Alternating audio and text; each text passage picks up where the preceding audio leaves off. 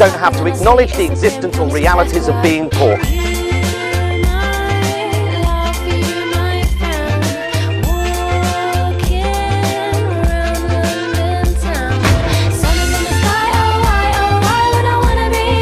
We don't need to make social housing better, we just need to make it look better.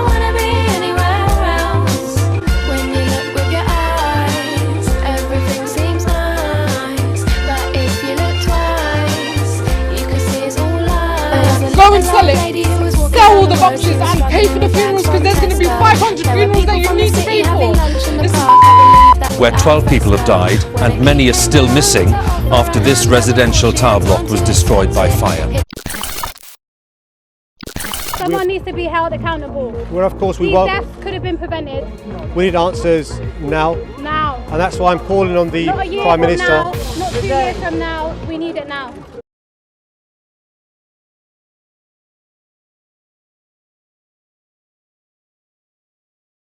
Grenfell Tower block was engulfed in flames in the early hours of the 14th of June 2017. The Wikipedia information provided states it claimed the lives of 72 people and injured many more, and it was the deadliest structural fire since 1988. Located in North Kensington, West London, the tower was a 24-storey residential block. Construction began in 1972 and was completed in 1974. The building in itself was refurbished in 2016, just a year before the tragedy. The lot consisted of 120 flats, with 6 per floor, and a total of 200 bedrooms. The refurbishment was the only one of its kind since the building was constructed. The renovation aimed to replace the substandard heating system, replace the windows, increase the thermal efficiency of the tower, and improve the overall appearance in the new style of the academy. London may look nice to the average tourist, but to the low-income families that have always lived here, classism is running rampant and is ingrained right down to the streets we live in. At the moment it's hard, single mum, 2 kids, no help. It's a bit impossible at the moment, so yeah, I think they fail a lot of people. Well, it's really shocking that over 4 million of our children are living in poverty, and the expectation is that's going to grow. So I find it astonishing that in one of the richest countries in the world that we've got so many children living in poverty, and the government at the same time is cutting all the resources that those young people might have previously expected. Boris was there every step of the fucking way. Boris is the guy who consistently defended the banks after a global financial crash that the Tories used as an opportunity to implement a political ideology that was a brutal and sustained assault on the poorest and most vulnerable people in our society. As Mayor of London, he cut police numbers and axed £65 million from the fire service. He was at the heart of a government that forced disabled people to work, decimated mental health services, slashed legal aid, abandoned social care for the elderly, and has seen child poverty skyrocket, so that right now 1 in every 3 children is living below the poverty line. An article written by The Independent just a day after the fire states residents of Grenfell complained 2 years prior because of the building's lack of safety even after the refurbishment, but was subsequently ignored. The article used words such as using cheap materials and cutting corners to describe the refurbishment. There's a family there, there's a kid. Grenfell was a disaster waiting to happen, and the key word here being disaster and not accident. The word accident implies it was no one's fault, but as arrests have yet to be made, even 4 years on, it's the narrative we will continue to hear and continue to be fed. A WordPress blog by the Grenfell Action Group written on the 30th of May 2013 about their concerns regarding a mysterious and distressing power surge that came upon the residents that month. This blog post dating back 8 years ago states, "An end may finally be in sight to the mysterious and distressing power surges that have bedeviled Grenfell Tower residents throughout the past month. However, decisive action was only taken yesterday after highly distressed residents descended on the estate office to demand action.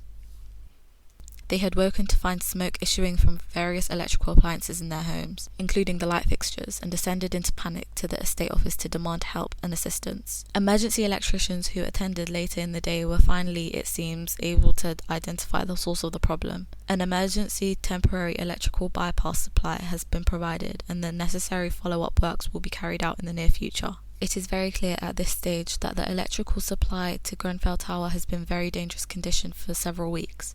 It is equally clear that the authorities have been repeatedly warned of this, but had failed to react with sufficient urgency, and had failed to take adequate remedial measures. It is imperative that you, the public, know how many attempts the occupants at Grenfell made and how many times they warned and were ignored. The evidence of the Conservative-led Grenfell Council ignoring the concerns of the residents stands here. An email sent on the 13th of May 2013 by Shah Ahmed, a long-time resident and chair of Grenfell Leaseholders Association, to Robert Black, who was the chief executive of the Kensington and Chelsea Management Organisation, warning him of the electrical surges, yet got nothing back. And yet, this isn't anything new. The Grenfell tragedy is reminiscent of the 2009 Lacknall Tower block fire that claimed the lives of 6 people. It's been described by the London Fire Brigade as a unique fire. It's certainly one of the worst in peacetime London. The fire service was called at 1619. By 1624, the first fire crew was on site. Minutes later, the fire in a flat on the 9th floor was being tackled. Well, the accepted wisdom for these types of buildings is defended. Fire experts like Professor Ed Gallier say conventional wisdom in tackling fires in high-rise blocks may be flawed.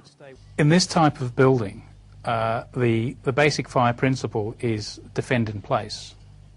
So you design each of the compartments, each of the flats, so that they can contain a fire for about an hour. So you actually stay in your flat.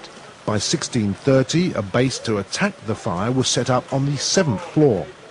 Very quickly, it became clear the fire had already spread to the 11th floor, where families were still trapped. Worse still, it was spreading down the building too. This took firefighters by surprise. If the fire spreads below them, it means that their bridgehead is untenable. The position of they haven't got a position of safety, and so they would have to withdraw to below where the fire is. Residents say there was confusion over how to react in the event of a fire. I have never heard of any policy or any fire eviction exercises carried out, so it's something that's never been done before. I've been there for 15 years. The rapid spread of such an intense fire raises urgent questions of how to best preserve life in such tower blocks. This is a very significant fire. It's the type of fire that potentially changes regulations. The local MP, Harriet Harman, has this morning told BBC London advice to the residents in the neighbouring block has already been changed. Get out and do not stay put in the event of a fire. Southwark Council insists this is not the case. Residents in high-rise blocks across the capital need clarification quickly. But there were no answers given. In fact, in the same year of 2009 Lacknall Tower fire, this document by Salvers Consulting Safety Management and Training criticised the tenant management organisation for not having a fire safety policy. Now, did you know when you arrived, or shortly after you arrived, that there was no TMO fire safety policy statement in existence? No. You didn't know that. Did you know that as of September 2009, 4 months on? Probably not. Did you know that at any time? As we worked to develop one. In other words, this man sat there yearly doing nothing, taking his 100k a year salary, and still had the nerve and the audacity to sit there in front of the Inquirer and smirk and laugh as he admitted that there was no fire safety policy, resulting in the deaths of hundreds of people.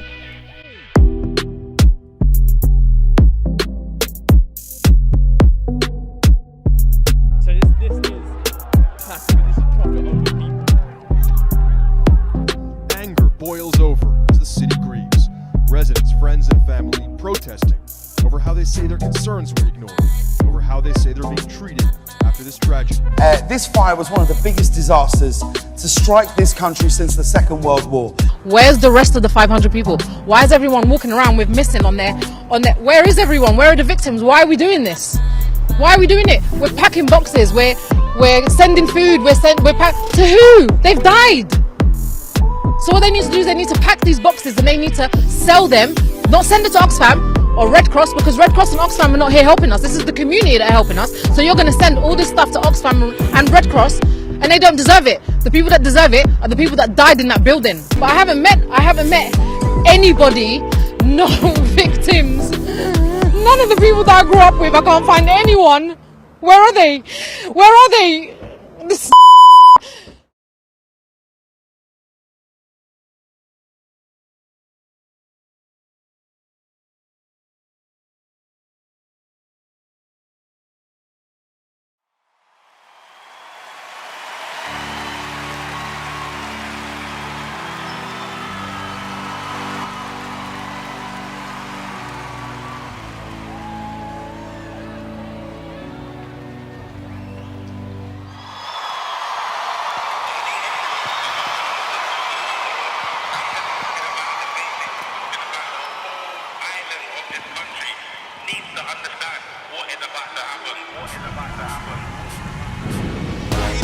Illuminati and chemtrails.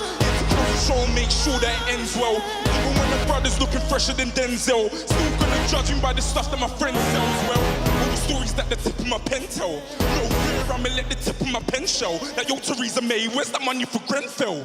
What you thought we just forgot about Grenfell?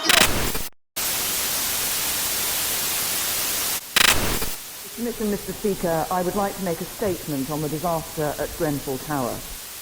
I would like to start by apologising to the Leader of the Opposition for the short notice he has had of this statement. I received an important update in the hour before making this statement, which I felt was essential to bring to the attention of the House this morning. Mr. Speaker, what happened in the early hours of last Wednesday morning was one of the most unimaginable tragedies our country has seen in many years. As of this morning, 79 people have been confirmed dead or listed as missing, presumed dead, and with work still ongoing to recover the bodies, sadly the death toll may rise further. We already know that many children are among the dead, and that in some cases whole families perished. And those who survived have lost loved ones, friends, neighbours, and in many cases everything they own. Mr. Speaker, it should never have happened. In a few moments I'll say how we're going to discover why it did. But as I said yesterday, that initial failure was then compounded by the fact that the support on the ground in the initial hours was not good enough. As Prime Minister, I have apologised for that second failure and taken responsibility for doing what we can to put it right. On my first visit to North Kensington, I met with the emergency services. She met with emergency services but did not meet with the victims of the tragedy and allegedly avoided them.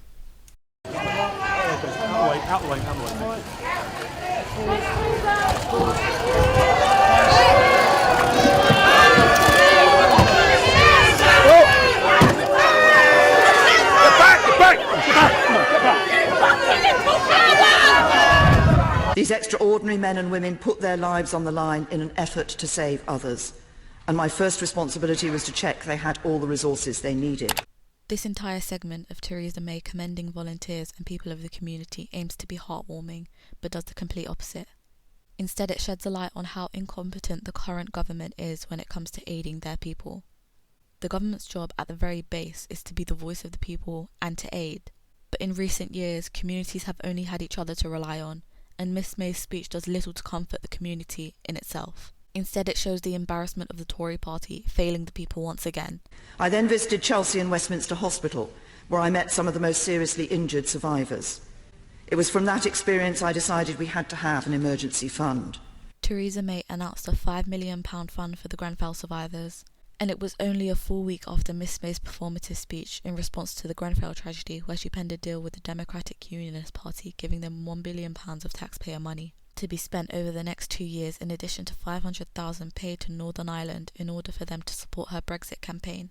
Mr. Speaker, what became clear very quickly is that the Royal Borough of Kensington and Chelsea could not cope, and it is right that the Chief Executive Officer has now resigned. People really underestimate the power of language, because what Miss May does here and throughout her entire speech is fascinating to watch. She chooses her words extremely carefully, being sure not to use phrases that would invoke questions. The Royal Borough of Kensington and Chelsea could not cope with the scale of the tragedy. It's a closed statement and implies it was too much for the Conservative-led council to bear. The sentence in itself is drenched in victim connotations, putting a spotlight on how overwhelming it must have been for the council instead of the actual victims. According to this Guardian article, Robert Black, chief executive of the Kensington Council, was still being paid his six-figure salary after his resignation, just as he was before the fire, and despite undergoing several investigations that would lead to no arrests. Mr. Speaker, it is clear that the Royal Borough of Kensington and Chelsea were not able to cope with the scale of the tragedy. So we will also develop a new strategy for resilience in major disasters, which could include a new civil disaster response task force that can help at times of emergency. The task force in question had published a report in March of 2020 that the council had permanently rehoused 95% of the Grenfell households, leaving 5% unaccounted for. This news comes 4 years after the former MP promises to rehouse all Grenfell survivors within 3 weeks. The resignation of Theresa May was thought to be the end of her reign of terror, but I want to remind people that as long as the Tories are in power, they will continue to swap one evil face out for another. Theresa May was the most criticised MP in my opinion, but not for the right reasons. In the world of the white upper class parliament, if we take out intersectionality, POC, black people, and the low class, white women are directly beneath the white man. This is not to victimise Theresa May, but to show that the British press and male members of Parliament were not penalising her for the right reasons. A decade with the Tories has meant the destruction of the NHS. I agree with that. My wage slips from 2009 reflect exactly what I'm earning today. So how can that be fair in light of the job that we actually do? And I recognise the job that you do, but we have had to take some hard choices across the public sector in relation to public sector pay restraint. We did that because of the decisions we had to take to bring public spending under control, because it wasn't under control under the last Labour government.